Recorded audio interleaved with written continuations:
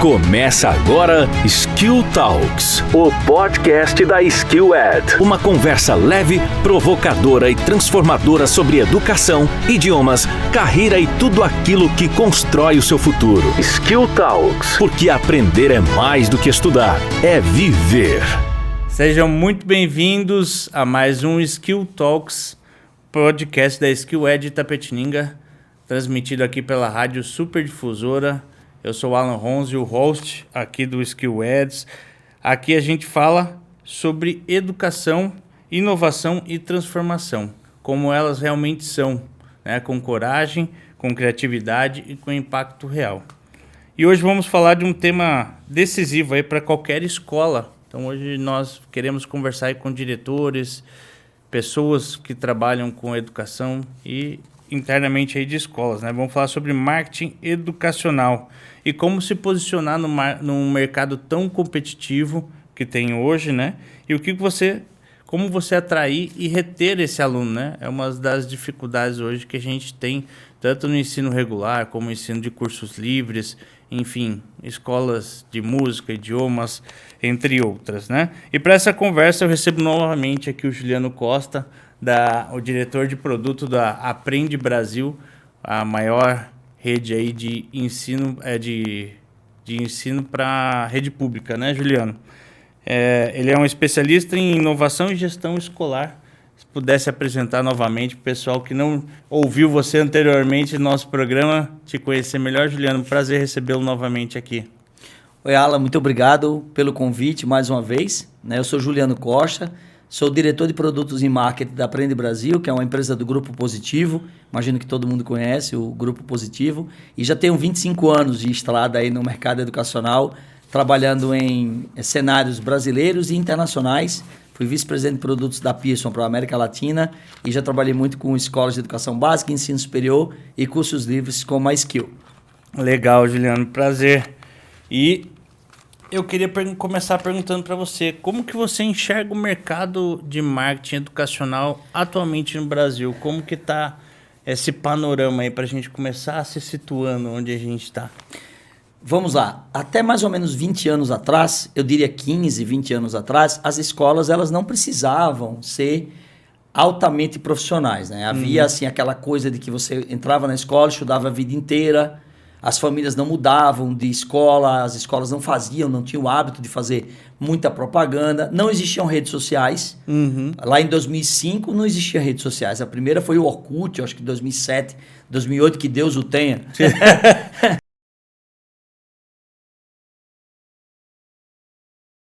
Cenário, à medida que as escolas foram tendo que se expor para a sociedade, assim como eram concessionárias de automóveis, supermercados, elas tiveram que, obviamente, passar por processos de profissionalização. E um dos últimos lugares que esse processo apareceu foi o marketing. Né? Tanto é que a pergunta que você me fez, como é que eu vejo o marketing educacional hoje, eu vejo que ele está numa crescente.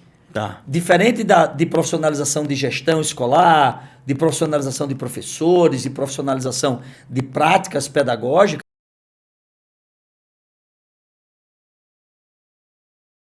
muitas estratégias, está se consolidando um modelo de diferenciação de mercado, o que é que separa uma escola confessional de uma escola regular, uma escola inovadora, de uma escola mais tradicional, uma escola que tem um projeto diferenciado, uma escola que faz um papel comunitário, uma escola, enfim, perfis de escola, perfis de públicos, escola de resultado, escola de alta performance, escolas internacionais, escolas bilíngues. Então, tem se tornado mais comum para as pessoas essas definições de escolas e nichos diferentes para essas escolas, o que era muito difícil 20, 15 anos atrás.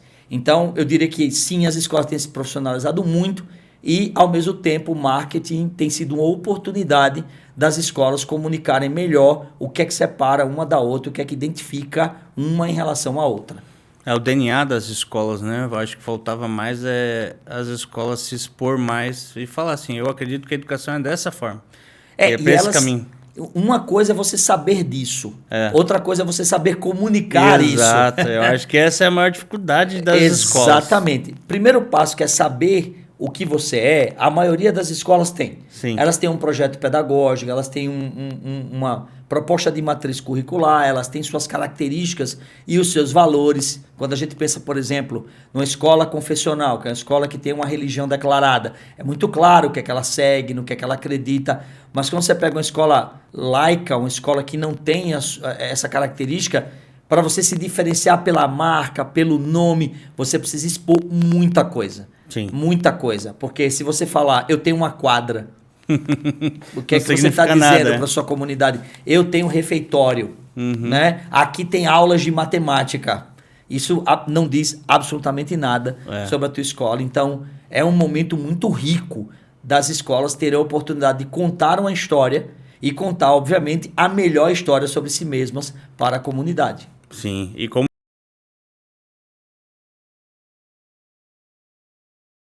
aqui de empresas, e a escola não é diferente, né? Você cria tudo dentro do que você acredita para você se comunicar melhor, né?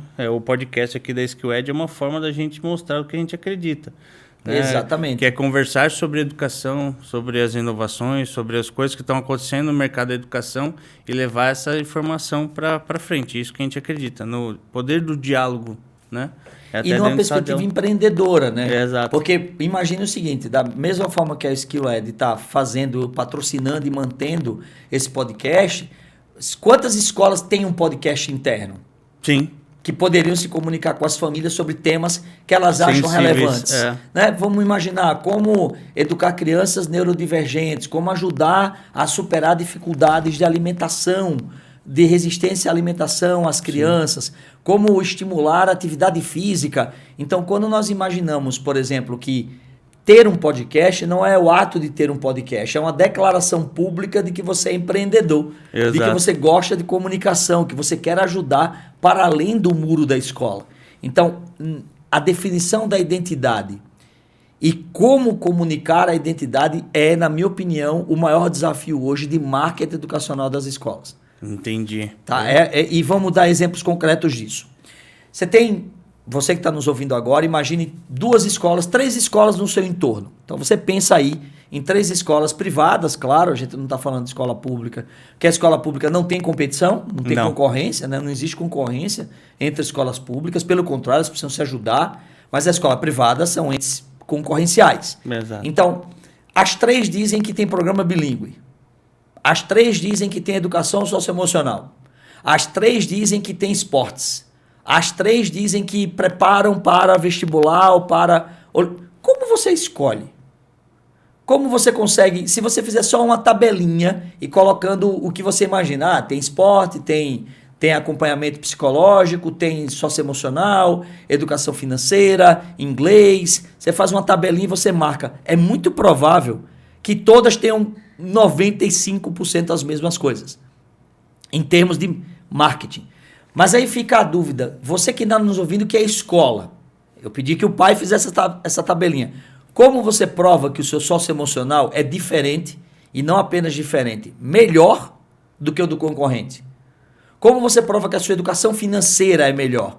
Como você prova que a sua atividade esportiva gera crianças e adolescentes mais saudáveis do que as outras escolas?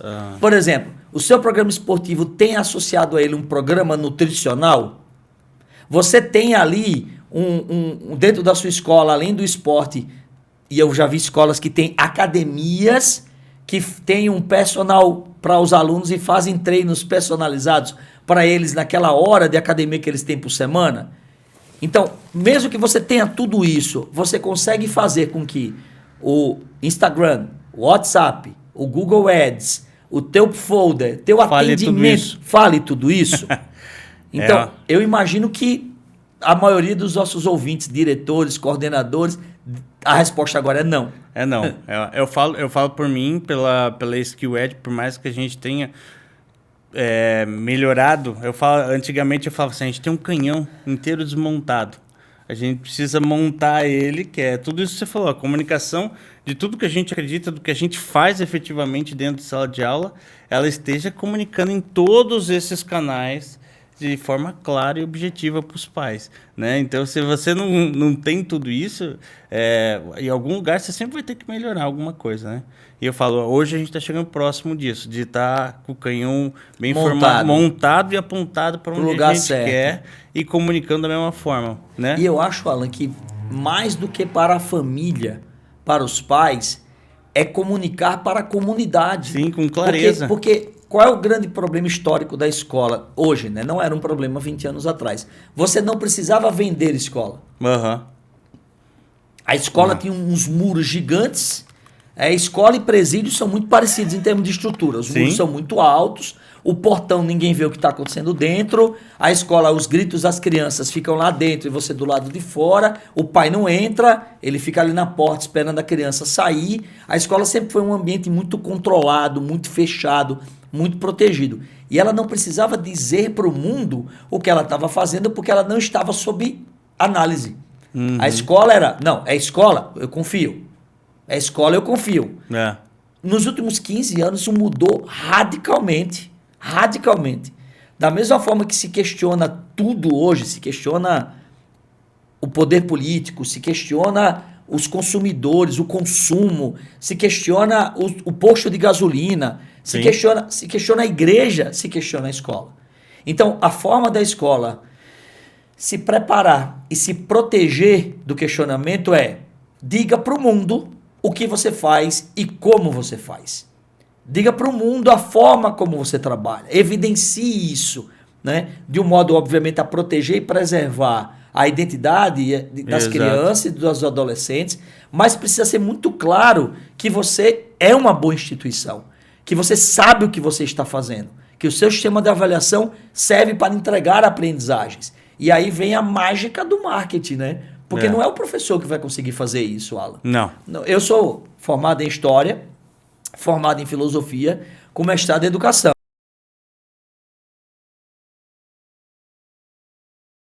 Na minha vida profissional corporativa.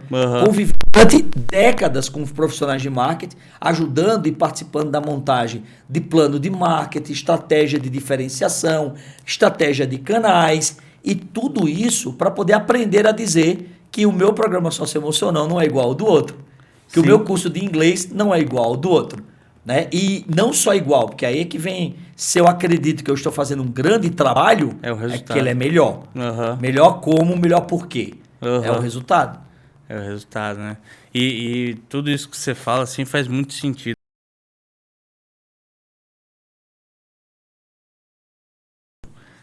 Você é mais do mesmo. Né? E a pergunta para os seus alunos, é claro, quem são os seus maiores embaixadores? Porque se você é uma escola de 500 alunos, se você é uma escola de 300 alunos, se você é uma escola de 1.000 alunos, os maiores embaixadores seus deveriam ser esses alunos. Exato. Eles deveriam dizer assim, pegar a tua camisa e falar, cara, lembrando que a escola é um lugar de amor e ódio, né? Porque nós estamos...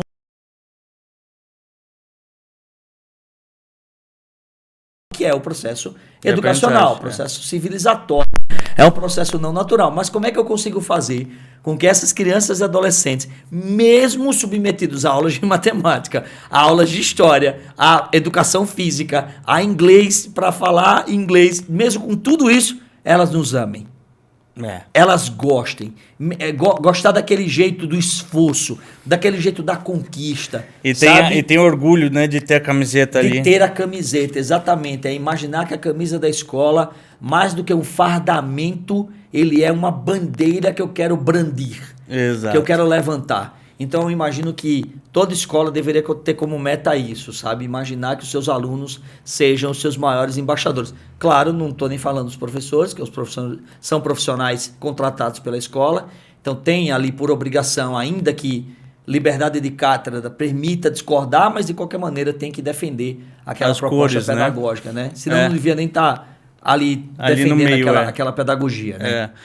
Mas eu vejo que tem professores que são altamente embaixadores, né? Total. E são os melhores, né? que são adultos. O professor tem uma característica engraçada, que você encontra ele num restaurante, você não chama ele de Fábio nem de Juliano, né? É professor. Você encontra ele num passeio, o professor tá no bar, o professor, o senhor bebe? Exato. Né? Eu ia falar exatamente isso, né? Porque eu passo minha mãe professora a vida inteira, e se a gente estava em qualquer lugar assim mais diferente, um show, alguma coisa, ela encontrava um aluno, era assim, o professor... E o professor da skill, né? Eu acho que essa é a outra parte do embaixador, em que você consegue associar aquela figura até mitológica dos alunos, aquele professor amado, e que é o professor da escola tal, o professor que eu fiz o meu ensino médio no colégio tal. Isso tem um peso gigante do marketing. Hoje a gente com 25 anos, a gente está já transcendendo gerações, né? Estamos ensinando já filhos de alunos que passaram anos com a gente na Skill, então a gente tem essa é uma história maravilhosa para contar. Né? Já imaginou Skill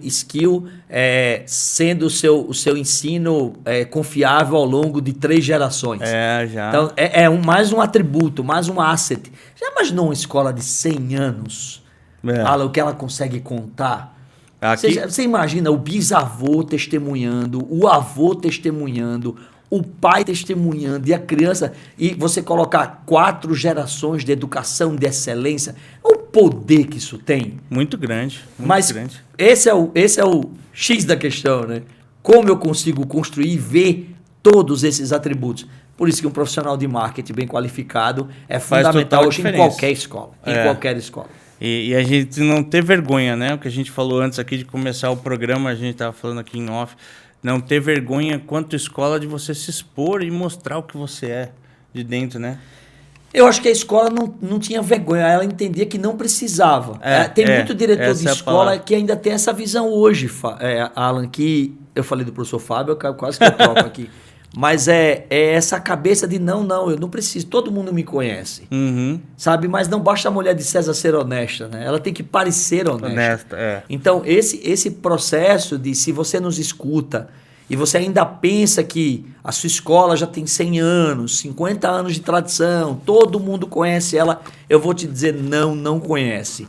Tá? E é capaz de conhecer do jeito que você não quer. Você que tem que direcionar a narrativa, direcionar o entendimento, direcionar a mensagem que você quer passar da sua escola. Né? Não é gravar vídeo por gravar. Não é tirar foto da criança mexendo no pátio. Se tem uma coisa que precisa ter, não apenas em escola, mas em qualquer empresa, é a intencionalidade por trás da campanha. Você não vê as grandes empresas de maquiagem só metendo maquiagem no rosto das mulheres ou dos homens. Você não vê isso. Você não vê só botando protetor solar. Você não vê a propaganda mais sem graça hoje é de supermercado, que mostra lá o produto com batata inglesa por R$ 5,99 o quilo. Isso não atrai ninguém para lugar nenhum. Né? Hoje, quando a gente imagina uma campanha de redes, de uma sociedade do engajamento, que nós dizemos isso, né? Uma sociedade do like, do compartilhar, do visualizar, do consumir, você precisa criar conteúdos engajadores. Você precisa criar algo que mova a emoção do teu ouvinte, do teu espectador, do telespectador. Você precisa fazer com que aquilo mexa com o sentimento dele e então a imagem da criança brincando no barro tem que ser uma imagem carregada de intencionalidade, carregada de poder, carregada de sucesso. Então eu diria que essa é um dos grandes princípios de uma comunicação eficiente de escola hoje. Com certeza. Eu acho que faz total sentido, né? De você... lembro daquelas propagandas que tinha da Que Bom, por exemplo, que o cara ia comprar o sorvete, ele já estava pago por outra pessoa, e aí se ele pagasse, ele deixava pago para outra pessoa. Isso criava uma corrente do bem. Teve outra recentemente, que foi da Milka. Vendia barra faltando um quadradinho que eu vi. E aí, quando a pessoa ia reclamar no saque da Milka, ele falava assim, a gente vai enviar esse quadradinho para você que está faltando, mas você não quer enviar para uma outra pessoa e escrever uma mensagem que a gente entrega? E aí isso foi criando uma corrente que eles venderam 30% a mais.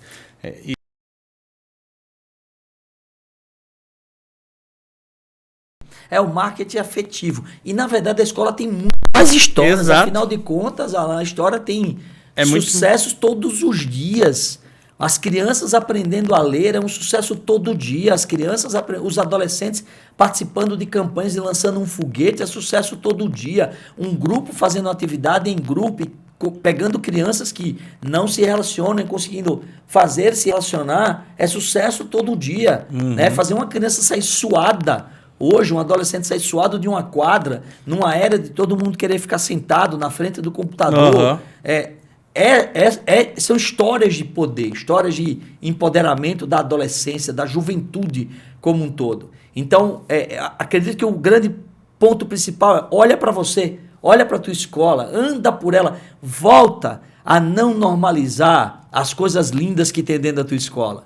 Você tá diretor 25 anos, você entra e acha tudo normal, criança sorrindo, menino correndo, menino brigando, criança, adolescente se apaixonando, você, foi sempre assim, não mudou nada, eu sei de tudo. Não.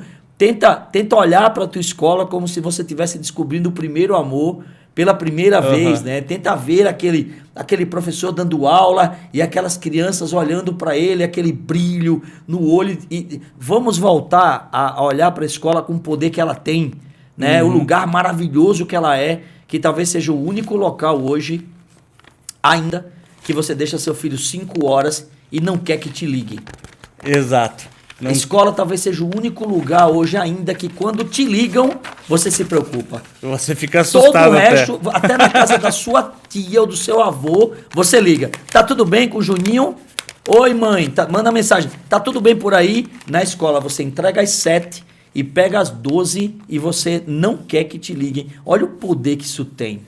Sabe? A confiança, né? Que a nível família... de confiança. Apesar de ter muito questionamento, muita dúvida, muita divergência em relação ao professor, a gente sabe sim que a escola obviamente vou colocar uma frase dura aqui, mas os educadores que nos escutam está sob ataque o tempo inteiro, né? Nós temos 183 mil escolas no Brasil, Alan.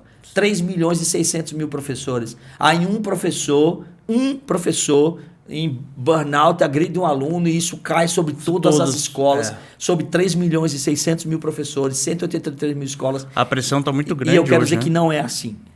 Não é assim. A grande maioria, né? Nós temos 48 milhões de alunos no Brasil e a esmagadora maioria deles está sendo bem visto, está sendo bem cuidado pelas nossas escolas e a gente precisa contar essa história. Precisa. A gente não pode deixar só a manchete do telejornal colocar professor agride aluno em escola de tal lugar. Não. Nós temos que colocar 1 milhão de professores elogiam alunos todas as semanas nas nossas escolas. E fazem o papel deles, né? Entregam com amor, com dedicação, porque eu enxergo que um dos maiores pontos que a sociedade precisa rever é o conceito de reconhecer os professores. Nisso que você fala.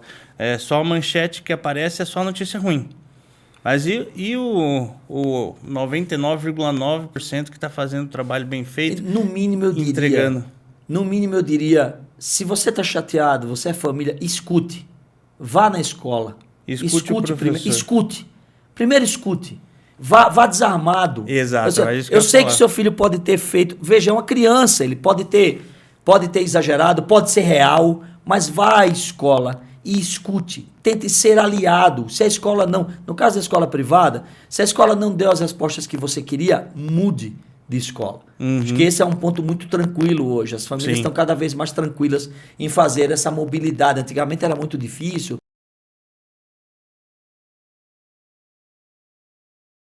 Nós estamos precisando nos escutar muito mais.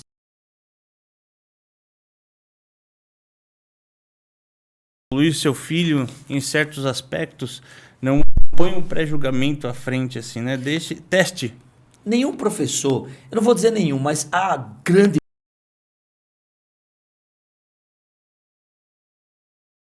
Pelo amor de Deus, eu fui professor durante muito tempo, sou professor de formação.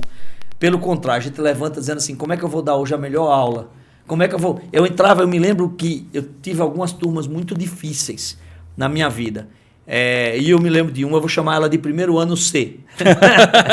Eu vou chamar ela de primeiro ano C. Eu estudei no primeiro ano C, hein? Tá bom, não sei, espero que não seja... Vai ser a minha turma, pode ela era muito, muito, muito difícil. Muito difícil. Muito, muito, muito difícil. A turma tinha 45 alunos. Caramba. Tinha uns 2 ou 3 alunos, que eu me lembro o nome de todos eles agora, tá? Eu vou dizer o primeiro nome, porque ninguém vai saber quem é. Era o Lucas, era o Miguel, era o Alfredo, sabe? Era uma turma que marcou, mas eu sempre pensava, como eu vou conseguir atrair a atenção do primeiro C? Como é que eu vou fazer o primeiro C se apaixonar pela minha aula de história? Eu vou ter que cantar? Eu vou ter que dançar? Eu vou ter que...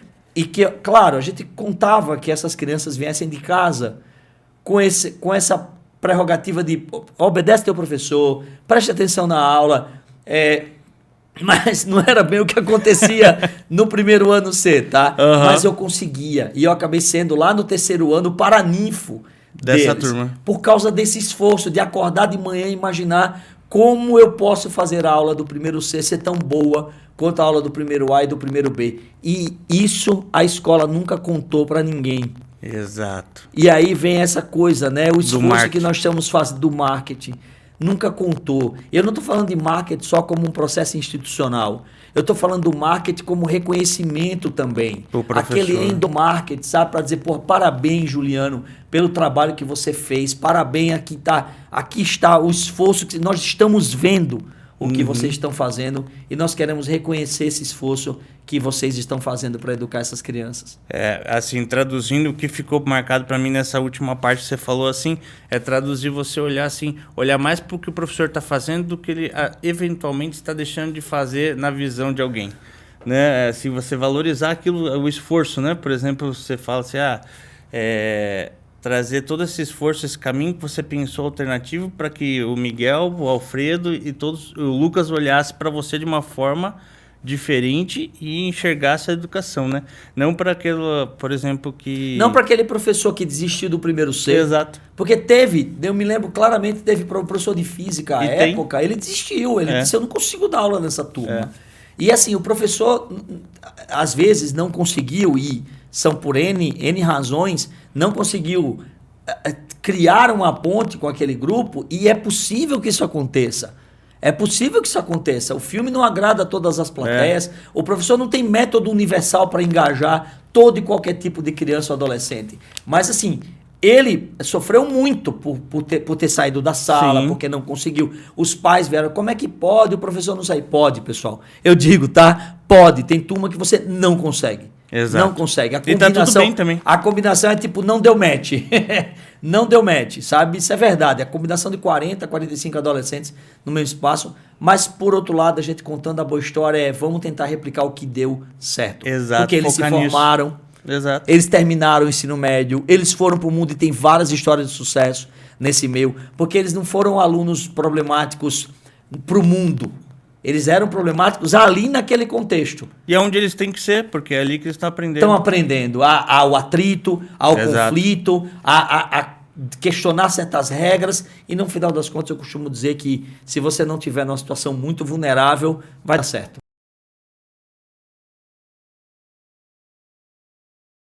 O tempo que a gente gosta de falar, como bom educador. Se você pudesse dar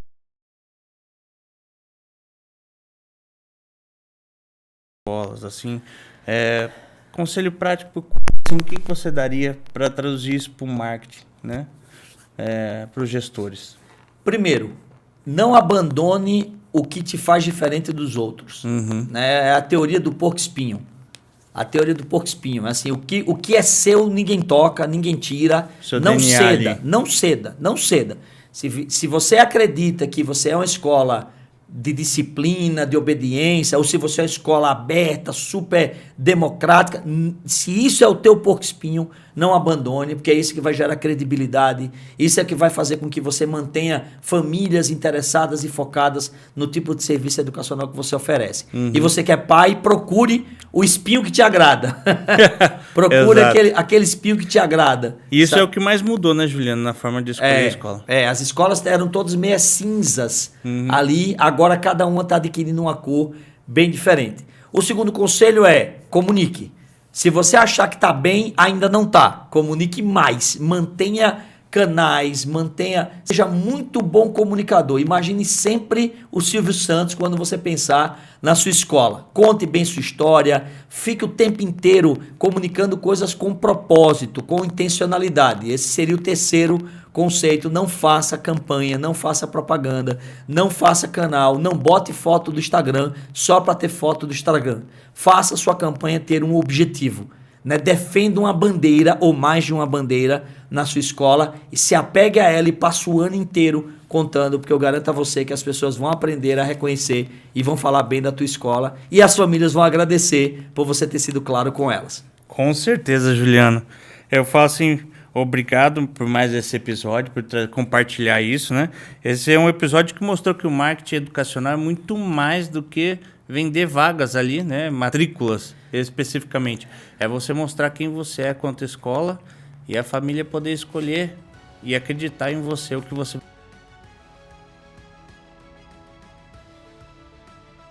as famílias. Então, obrigado, Juliano, por mais esse episódio, por você compartilhar a sua visão e a sua experiência, né? 25 anos aí no mercado educacional, não é para qualquer um, tá? Esse foi mais um episódio aí da Skill Talks, podcast da Skill Ed Itapetininga, transmitido aqui pela Rádio Superdifusora. Eu sou o Alan Ronzo, aqui o host, e siga a gente no Spotify, no YouTube, para você acompanhar novos programas, tá bom? Muito obrigado e até mais. Até mais.